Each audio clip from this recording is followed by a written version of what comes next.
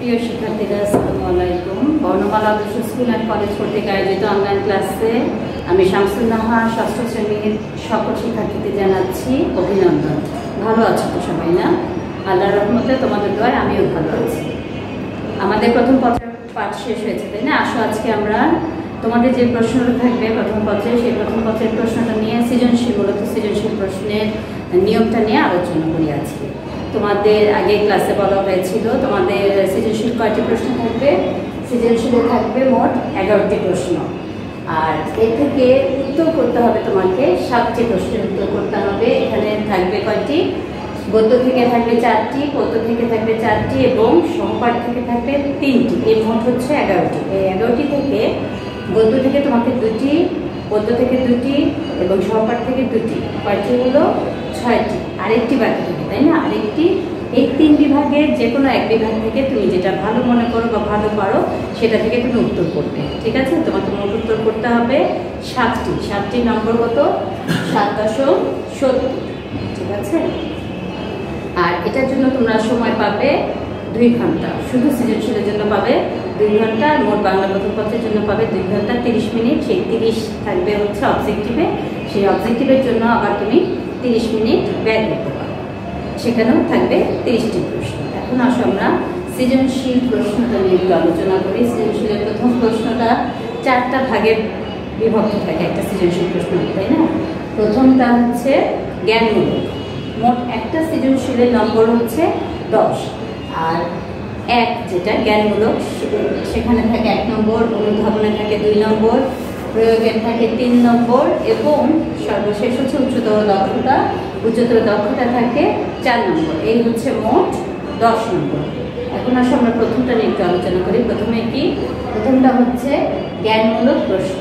এখানে 1 নম্বর থাকে এবং এর জন্য তোমরা 1 মিনিটের বেশি কোনোভাবেই ব্যয় করবে না। 1 মিনিটের আগেই তোমরা শেষ করার চেষ্টা করবে। আর এটাতে কী ধরনের প্রশ্ন থাকে? এটাতে সাধারণত জ্ঞান থেকে, তোমার মুখস্থ থেকে বা তোমার স্মৃতি থেকে যেসব তথ্য আছে তোমার, সেই থেকেই এটা চাওয়া হয়। যেমন কোনো কিছুর নাম, লেখকের নাম, কবির নাম বা কোনো সাল, জন্ম তারিখ হতে পারে, শব্দার্থ হতে পারে, যে কোনো একটা বাক্যে প্রশ্ন এখানে এসে থাকে এবং তোমরা অবশ্যই এটা 1 বাক্যে শেষ করার চেষ্টা করবে, কারণ 1 নম্বরের জন্য 1 বাক্যে বেশি লেখার প্রয়োজন নেই। তবে কোনোটা যদি একটু সংজ্ঞামূলক আসে, সংজ্ঞাসূচক, তাহলে সেটা তোমরা একটু 1 লাইন বা ঊর্ধ্বে 2 লাইনের মধ্যে ব্যাখ্যা করে শেষ করার চেষ্টা করবে, কারণ একের বেশি সময় দেওয়া যাবে না। 1 মিনিটের মধ্যে অবশ্যই এটা তোমরা শেষ করার চেষ্টা করবে। এখন আসো 2-এ কি আছে? অনুধাবনমূলক। অনুধাবনমূলকের নম্বর হচ্ছে 2। এখানে 2টা অংশ থাকবে, একটা থাকবে জ্ঞানমূলক অংশ, আর একটা থাকবে অনুধাবনের অংশ। প্রথমত যে কোনো একটা প্রশ্ন থাকবে যে ওইটা সাধারণত একটু ব্যাখ্যা করো বা একটু আলোচনা করো বা একটু সংক্ষেপে আলোচনা চাওয়া হয় এই ধরনের প্রশ্ন অনুধাবনে। এখানে তোমরা জ্ঞানমূলকের একটা অংশ লিখবে, যেই প্রশ্নটাই থাকুক তার মধ্যে একটা জ্ঞানমূলক অংশ বের করা যায় আছে। সেই জ্ঞানমূলক অংশটা তোমরা 1 বাক্যে লিখবে, লিখে একটা লাইনের জায়গা ছেড়ে দিবে, ছেড়ে আর প্যারা করবে, মানে তোমরা 2 প্যারা এটাকে উপস্থাপন করার চেষ্টা করবে। তাহলে এটা উপস্থাপনটা দেখতে ভালো হয় এবং সুন্দর হয় উপস্থাপনটা, এবং 2-এ 2 পাওয়া তোমাদের জন্য সহজ হবে। এখন আসলে জ্ঞানমূলক অংশ একটা লিখবে অনুধাবনে, লেখার পর একটা লাইন বাদ দিয়ে দিবে, দিয়ে তৃতীয় লাইন নিয়ে এসে আবার সেকেন্ড প্যারাটা লিখবে। যদি কিছু ব্যাখ্যা চায় বা কোনো কিছু বুঝিয়ে বলো লিখো, তাহলে তোমরা সেটা একটু 2-3 বাক্যের মধ্যেই শেষ করার চেষ্টা করবে। এর জন্য তোমার সময় থাকবে 2 মিনিট। ঊর্ধ্বে 2 মিনিটের মধ্যে তুমি এটা, না 2 মিনিট না 3 মিনিটও তুমি এটাতে নিতে পারো। 3 মিনিটের মধ্যে এটা শেষ করার চেষ্টা করবে। মোট কথা, যেটা যত নম্বর তার থেকে দ্বিগুণ সময় তুমি ব্যয় করতে পারবে না। দ্বিগুণ সময় ব্যয় করতে যদি তোমার লেগে যায়, তাহলে তোমার ফুল আনসার করতে সমস্যা হয়ে যাবে। এই কথাগুলোতে আমি টাইম ডিস্ট্রিবিউশনটা আমি একটু পরে আসছি। এরপরে আসো প্রয়োগমূলক প্রশ্ন। প্রয়োগমূলক প্রশ্নের নম্বর হচ্ছে 3। এখানে 3টা অংশ থাকবে, একটা জ্ঞানমূলক অংশ থাকবে, একটা অনুধাবনের অংশ থাকবে এবং সর্বশেষ থাকবে প্রয়োগ। এখানেও জ্ঞানমূলকের যে অংশটা সেটা তুমি 1 বাক্যে উপস্থাপন করবে। এটা কি, কেন, কোথায় হলো বা কোথায় ছিল, কাকে বলে, এ ধরনের একটা বাক্য আসবে। তারপর অনুধাবনে কি হয়েছিল একটু ব্যাখ্যা করবে, আলোচনা করবে, কেন হয়েছিল, কোথায় হয়েছিল, সেটা 2-4 বাক্যে আলোচনা করবে। তারপর প্রয়োগে আসবে, এটা বাংলা সাধারণত সাদৃশ্য আসে, বৈসাদৃশ্য আসে বা তুলনা আসে, সেই তুলনাটা তুমি 2-4 বাক্যে উপস্থাপন করবে। মোট হচ্ছে এই 3 নম্বর। এরপরে আসো উচ্চতর দক্ষতা। উচ্চতর দক্ষতা হচ্ছে তোমার চূড়ান্ত মূল্যায়ন, একটা সৃজনশীলের চূড়ান্ত মূল্যায়ন এবং তোমার সৃজনশীলতার সর্বোচ্চ ধাপ এখানে তুমি উপস্থাপন করবে। সর্বোচ্চ পর্যায় থেকে এখানে তোমাকে মূল্যায়ন করা হবে। উচ্চতর দক্ষতায় নম্বর 4 এবং এর জন্য তোমাকে 4টা প্যারা করতে হবে। এখানে আগের মতোই একটা বাক্য থাকবে জ্ঞানমূলকের, তারপর অনুধাবনের অংশ আসবে, তারপর প্রয়োগের অংশ আসবে এবং সর্বশেষ আসবে তোমার মতামত। উচ্চতর দক্ষতায় এখানে তোমার শেষ বাক্যটাই হচ্ছে তোমার মতামত।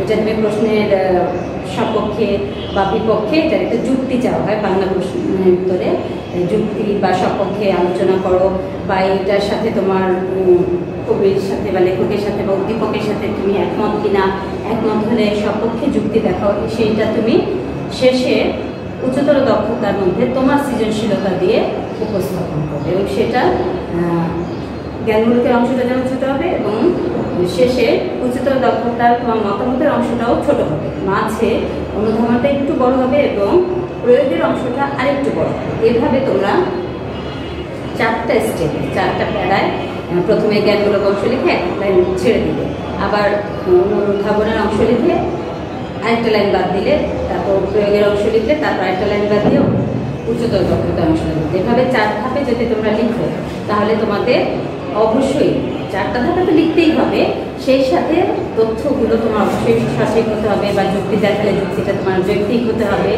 গল্পের সাথে বা কবিতার সাথে প্রাসঙ্গিক হতে হবে এবং 4টা স্টেপে যদি তুমি এভাবে উপস্থাপন করতে পারো তাহলে তুমি অনায়াসে 4-এ 4 পাবে। এভাবে করে যদি প্রত্যেকটা প্রশ্নের উপর তুমি সঠিকভাবে উপস্থাপন করতে পারো তাহলে তুমি 7/70 খুব সুন্দরভাবে সহজভাবে পেতে পারো।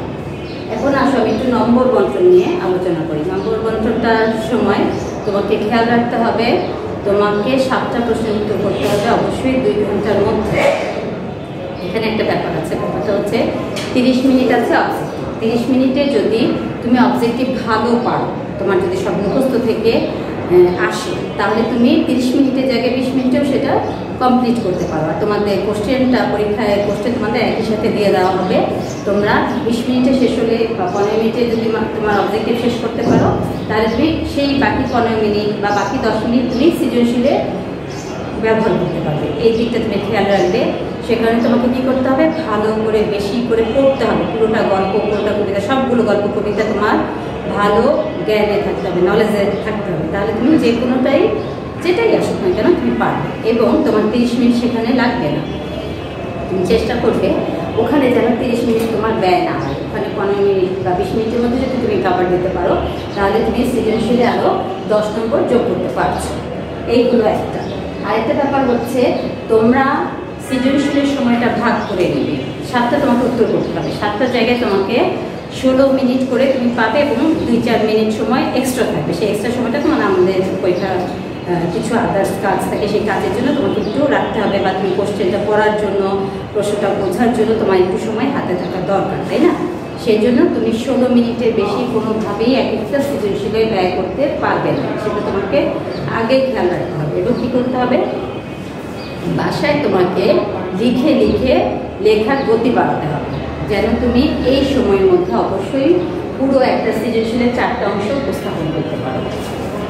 এখানে বিশেষভাবে খেয়াল রাখতে হবে, মনে করো তুমি একটা প্রশ্ন তোমার খুব ভালো কমেন্ট করেছে বা 2-4টা প্রশ্ন তোমার খুব ভালো কমেন্ট করেছে, সেই 2-4টা তুমি লিখতে লিখতে যদি তুমি তোমার মনের মাধ্যমে মিশিয়ে ইচ্ছা মতো লিখছো, লিখতে লিখতে তুমি অনেক বেশি সময় ব্যয় করে ফেললে, পরে যদি যে তুমি একটা কোশ্চেন ছেড়ে দাও, মানে টাচই করতে না পারো বা কোনো রকমের পরেরগুলো তুমি উপস্থাপন করলে, তাহলে কী হবে, তোমার নম্বরটা অনেক কমে যাবে। এখানে তুমি যতটাই বেশি পাবে ভালো লেখার জন্য, ওখানে যে তুমি টাচই না করো তাহলে পুরো একটা মানে পুরো 10 নম্বর তোমার চলে যাচ্ছে। এখানে বাড়লে তোমার কত বাড়বে, বড়জোর 1। যতই ভালো লিখো না কেন আমরা কিন্তু 10-এর বেশি কোনোভাবেই তোমাকে দিতে পারবো না।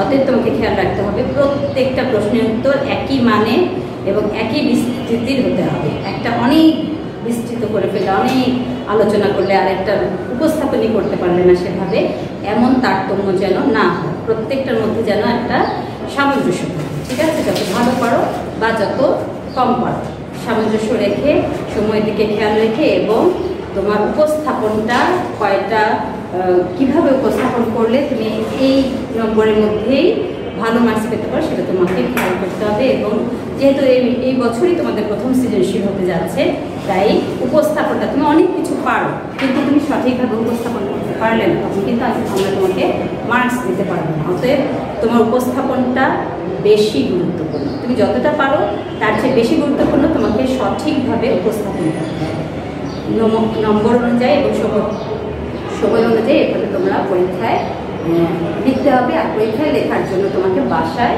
প্র্যাকটিস করতে হবে, ঘড়ি ধরে, সময় ধরে। ঠিক আছে, এভাবে তোমরা আগেও ক্লাস নেওয়া হয়েছে এবং আমার বাংলা প্রথম পত্রের গদ্য শেষ হয়ে গেছে, সেগুলো তোমরা এই সময় ধরে এবং নম্বর ধরে লিখে প্র্যাকটিস করবে। স্কুলে ইমিডিয়েট খুলে যাচ্ছে, তখন আমি ক্লাসে এগুলো দেখব। সবাই ভালো থেকো, এভাবে রেডি হতে থাকো। ধন্যবাদ সবাইকে।